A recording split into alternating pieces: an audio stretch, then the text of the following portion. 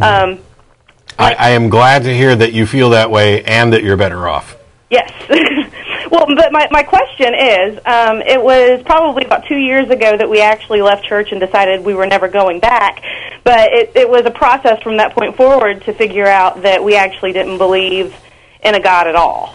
And it was probably around July that I would have actually called myself an atheist. So it hasn't been long for us.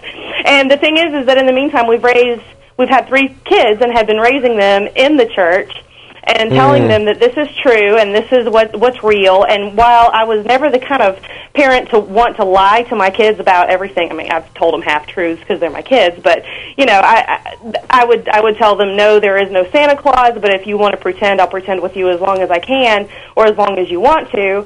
But I don't, my inclination is not to treat the God thing the same way.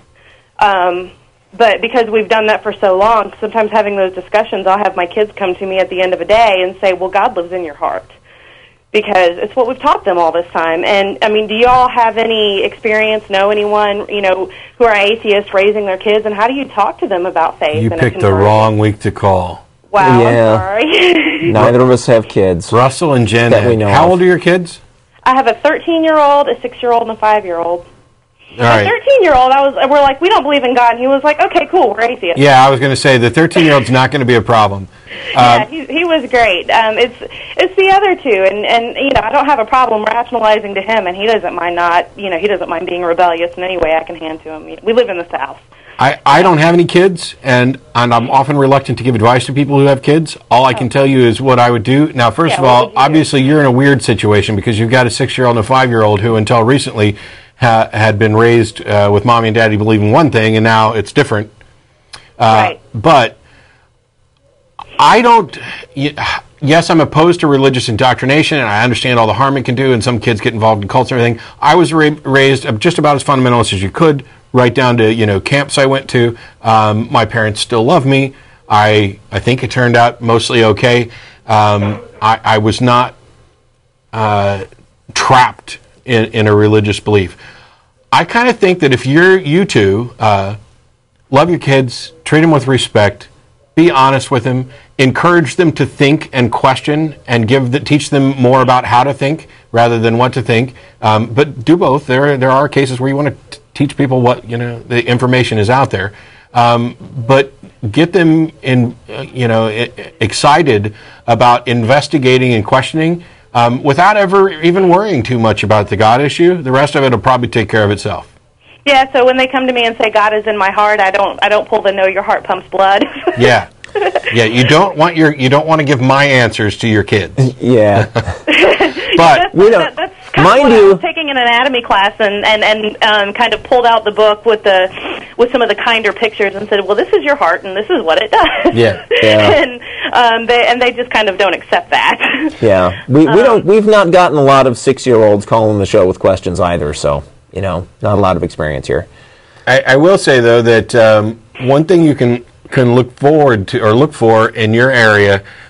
Texas just recently got a Camp Quest. It starts up this August, and there'll be more about that in the coming months.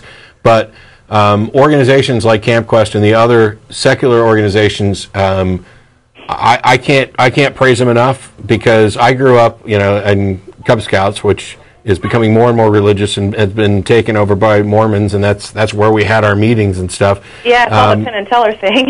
and I went to Baptist summer camps, and if anybody's seen the movie Jesus Camp, that's not far removed from the. That's not far removed from the church that we left. I saw Jesus Camp the first time when we were still in that church, and I was like, "That's really cool." And we were Sunday school teachers, believe it or not, and we contacted the lady. I wanted materials from her because I thought she was doing such a wonderful job teaching those kids about the anointing. And I had to go back and watch it later to figure out why everybody else thought it was so creepy and just about cried. It was my viewpoint had changed so drastically. So yeah. That's the best thing I've heard in ages. Well, thank you. I've been wanting to hear from somebody who was in that situation because I watched Jesus Camp. We talked about it a lot. It brought back memories, and I can occasionally put on my Christian hat, although I don't want to cover up this sexy head, but I can put it on and think kind of the way I used to. But when I watched Jesus Camp, even for the first time, I couldn't reach any part of me that had any appreciation for anything that was going on in there. And Right. so to hear from somebody who saw it on both sides of a transition is, that's really remarkable and encouraging. So Yeah, I still actually have her emails. Oh, gosh, I had one more question for you and forgot what it was. you get another one? Oh, you forgot? Yeah, honey, did you have a question for them? No, we're good. Okay, thanks, honey. Thank you. Thanks, Robin. Bye-bye. Bye. Yeah, that's actually something I've been curious about, is Yeah. to find somebody, and so it's good information. And that, if you haven't seen the documentary, I highly recommend it. It's a good look. I find it. While I'm encouraged that somebody can actually be on both sides of that, I'm a little discouraged that it wasn't the movie that helped wake her up. Yeah, Because you'd think that that would be the point of things like that, right?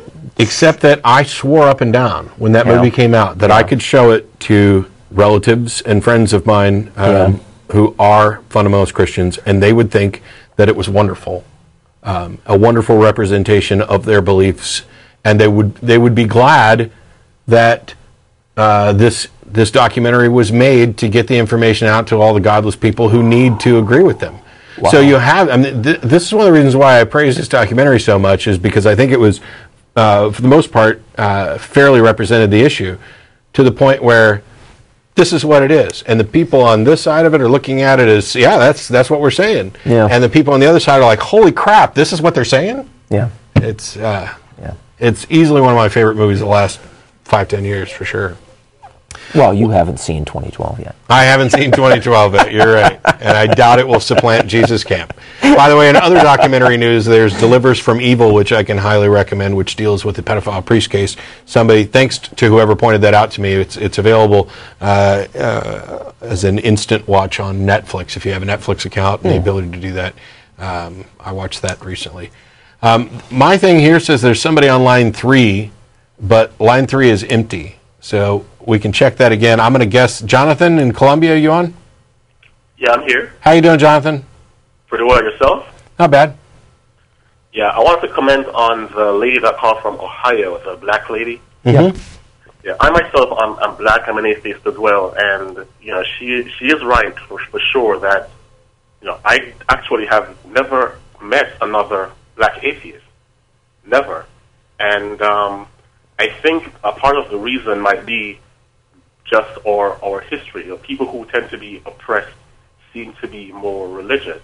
And you look at most black people, whether it's America or the Caribbean or Africa, we are a few years out of maybe trying to fight colonialism or civil rights struggles, and many of us are still in that mentality. So I think that may have something to do with us being so dependent on faith. It's kind of a part of who we are as a people. Yeah, I think you may have a good point there. There's a number of possibilities like that have been suggested. I tend to avoid getting into it because the last thing the world needs is a fat, dumb white guy trying to comment on racial issues and then making a bunch of stereotypical comments. I think your point may be one well worth taking, that and it kind of relates to what I was saying about we're still transitioning from the injustices we did. If people aren't necessarily comfortable sharing space with one another because of racial tensions, you don't want to add to that mix with the tension of also being different because of your religious beliefs. So it's like if you had this gay atheist black guy, if you're in a couple closets, you're not coming out of either one of them until you're comfortable with who you are in the situation you're in, irrespective of the two things that you're in the closet about. It's funny you would say that because I myself am actually gay as well. Oh, great! And my two best friends in the world are Christians, and one of them is very fundamentalist. One is not that fundamentalist. But I realize that you really can't appeal to them using logic. I mean, I simply do not believe because evidence for me to believe that there is a God.